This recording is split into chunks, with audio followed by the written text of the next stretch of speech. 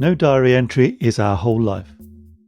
It's just a snapshot, a moment in time. There will always be a new chapter. Some might be better than others. But our objective is to be free to close one chapter and move on to the next for as long as it pleases us. That's a quote from Rick Rubin, the record producer, from his book about creativity. And it's good advice, and I've got a few tips of my own. Take good advice when it's offered, but make sure it comes from the right people. A student once brought me a CV to look at. Now all the margins were narrow and the font was tiny. It wasn't a pretty document. It certainly wasn't reader friendly. And it was obvious to me that he tried to squeeze as much information as possible onto this single page. So I asked him why. He said his mates had told him to put it all on one page. Everything on a CV, put it all on one page. And that's what he'd done, all right. And he mentioned during the course of our conversation that the careers people had said it was okay to use more than one page for his CV. So I asked, why didn't you do that? And he said, well, my mate said, put it all on one page. So I gently questioned the wisdom of taking the advice of his mates over that offered by the professionals. Professionals who want him to do well. Professionals whose jobs rely on people like him doing well. So take good advice when it's offered, but make sure it comes from the right people. There's nothing new. Everything's been done before. So if there's somewhere in particular you want to get, ask those people who have walked the path before you. But tread lightly. You might begin a polite correspondence. Most people can be found online these days. Pay a sincere compliment. Demonstrate an interest in their work. Build rapport. Then gently ask questions. How did you do that? What advice would you offer to someone like me? Don't be a pain. Be humble. Don't force it. Don't push it. Don't assume you're entitled to their help. But most of all, don't fake it. Be genuine, be humble, be honest, and they might just help you out. If someone does you a favour, when the time comes, pay it forward. Someone might give you a leg up. They might let you know about a job opening. They might introduce you to that special someone. Or maybe even just offer a sympathetic ear. I don't know why I'm saying just. Sympathetic ears are important.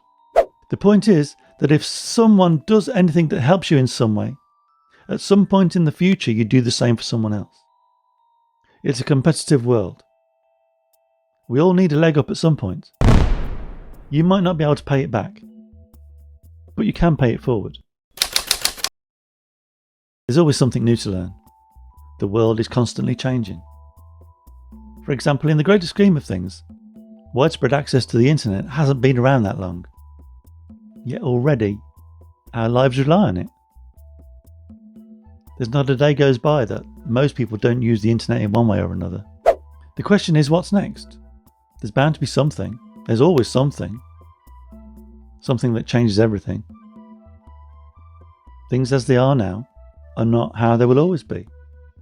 It's just how they are at this particular moment. We have to be ready to embrace change. And if we really want to make things happen, we have to create change. Take positive action. No one else can live your life for you, and it's a long game. You have to make things happen for yourself. Standing still is easy. Climbing the hill is hard.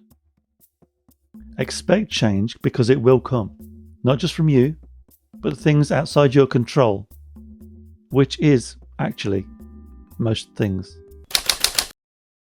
Connections are relatively easy to make online, but how many of those connections are real? Some people have 500 plus connections on LinkedIn, but how many of those people could they actually have a conversation with? Our brains just aren't capable of maintaining that many relationships. Now, there's a big difference between making connections and connecting with people. Wherever possible, connect in person. Contacts, real contacts, aren't made online. In his book Deep Work, Cal Newport says of online connections, "We can assume that these friendships are lightweight, given that they're based on sending short messages back and forth over a computer network. Kind of makes sense when you think about it like that. Trust is everything. Whether it's in your personal or professional life, people need to know that they can rely on you, that they can trust you, that you're on the same wavelength. I originally worked with some people to deliver some workshops. We worked online over Zoom for 3 weeks doing these workshops. And there were emails and pre-meetings and meetings and emails and then the workshops themselves. And we felt we were making progress. But when the technology started playing up, I thought I'm just going to have to travel up to meet them in person. And we made more of a connection, spending 5 minutes in a room together, than we had over all the previous weeks put together. Connecting with people can take time and effort. But as we've discussed, things take time. If you've seen my video Less is More, you'll know I used to go to science fiction conventions. That was, at least before I got to know anybody, a strategic decision. I wanted to meet editors, agents, other writers. Now, I found the best time to do this, to make connections, was in the bar at 3 p.m. on a Saturday afternoon. People are relaxed, at ease. They've settled in. And the best thing in such circumstances I found is to just chat. As I said before, don't force it. It's the things you have in common outside of work that will really glue things together. Be humble, be yourself, don't ask for anything. Persist, but don't be a pest. If you do make some kind of connection at an event like that, follow up with a polite email a few days later. But do so with no expectations. These days, people have short attention spans and high expectations. They change jobs often, flitting from one thing to the next. I recently encountered someone who'd had 6 jobs in 4 years. Now that doesn't look good to a prospective employer. People will be reluctant to invest time and, more importantly, money in someone they think is going to jump ship at the drop of a hat, just when they've got them trained up. Don't quit too soon. Things take time. Sometimes we have to play a long game. Life is a very long game. Now, if you're young or inexperienced or introverted, all this can seem really daunting. Don't be daunted. Push yourself to overcome these apparent barriers, because no one else can overcome them for you.